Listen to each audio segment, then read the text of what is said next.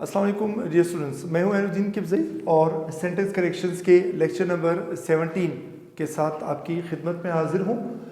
हमने एक सीरीज़ शुरू की हुई है सेंटेंस करेक्शन की, उसका आज हमारा 17वां लेक्चर है। ज़रा हम देखते हैं कि आज पास पेपर से कौन सी करेक्शन हम करने लगे हैं, उसकी जस्टिफिकेशन क्या है और उसकी एक्सप्लेनेशन पे भी डिस्कशन करते हैं।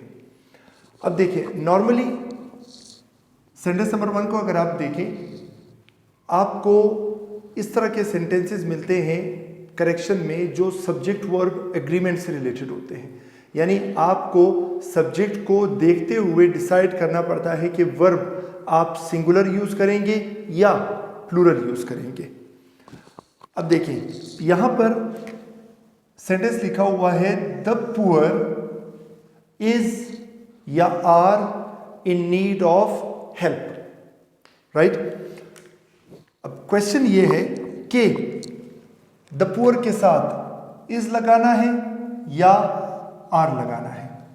इसके लिए एक सिंपल सा रूल आप माइंड में रखें कि जब आपके पास ये डेफिनेट आर्टिकल द होगा और फिर उसके बाद कोई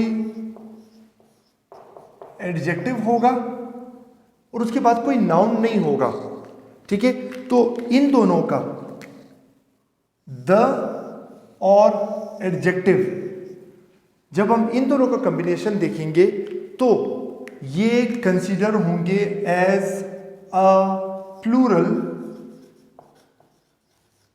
सब्जेक्ट, ठीक है। अब यहां पर ये कंसीडर होगा एज अ प्लूरल सब्जेक्ट। अब देखिए, the is a definite article, poor is an adjective. अब इसके बाद देखिए, पुअर के बाद कोई नाउन आपको नहीं मिलेगा। अगर नाउन लिखा होता तो हमें आसानी हो जाती, ठीक है। अब कैसे आसानी होती? अगर लिखा होता कि द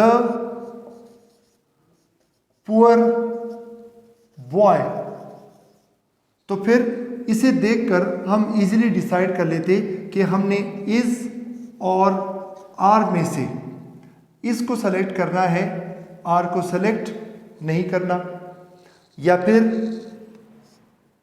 द पुअर बॉयज, अब यहां पर भी हम बॉयज को देखकर इजीली डिसाइड कर लेते कि हमने इज और आर में से क्या यूज करना है। अब बॉयज ऑब्वियसली प्लूरल है तो इसलिए हम इज नहीं बल्कि आर यूज करते। मगर यहां पर अगर आप देखें, यहां पर सिचुएशन टोटली डिफरेंट है। आपको द मिल रहा है, आपको पुअर की शक्ल में एक एडजेक्टिव मिल रहा है, इसके बाद ना ही सिंगुलर नाउन है ना ही प्लूरल नाउन है। तो फिर स्टूडेंट्स कंफ्यूज होते हैं कि सर इस पे हम क्या यूज करेंगे, वर्ब कौन सा आएगा, सिंगुलर वर्ब आएगा या प्लूरल वर्ब आएगा। तो आपने ये ध्यान में रखना है कि इस तरह का कॉम्बिनेशन आपको जनरली बताता है किस चीज के बारे में, प्लूरल सब्जेक्ट के बारे में।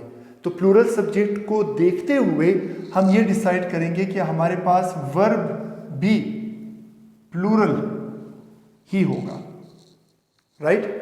ये चीज आपने ध्यान में रखनी है, क्योंकि जब वो कह रहा है द पुअर, ठीक है, तो द पुअर से उसकी मुराद द पुअर पीपल है।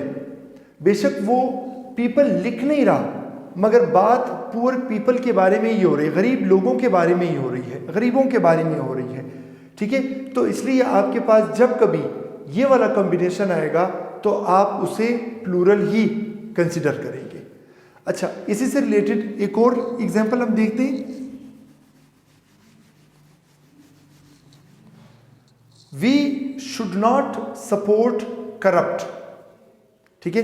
अब देखिए, करप्ट के बाद ना कोई सिंगुलर नाउन लिखा है ना कोई प्लूरल नाउन लिखा है। अब पॉइंट ये है कि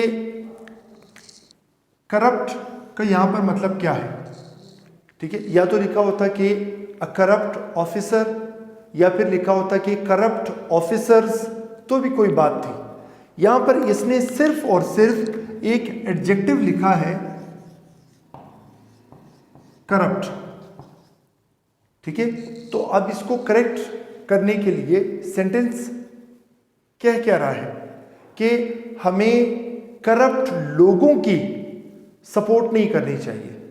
ठीक है, तो अब चूंकि यहां पर करप्ट से मुराद करप्ट लोग हैं, करप्ट पीपल, अब पीपल तो नहीं लिखा, तो फिर हम यही रूल फॉलो करेंगे। हम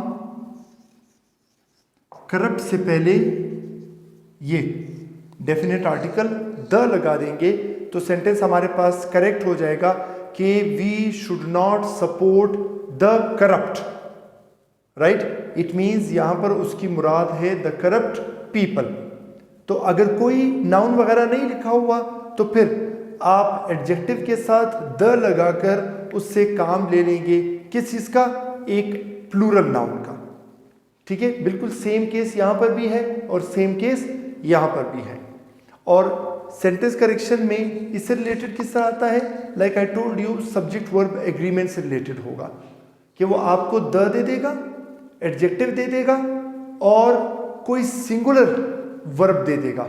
तो आपको ये रूल याद होना चाहिए कि जब द आ रहा है और एडजेक्टिव आ रहा है, ठीक है, तो ये हमें एक प्लूरल नाउन के तौर पे इस्तेमाल होगा। ठीक है, यहाँ पर ये प्लूरल सब्जेक्ट है, इसलिए हम वर्ब भी प्लूरल ही लगाएंगे।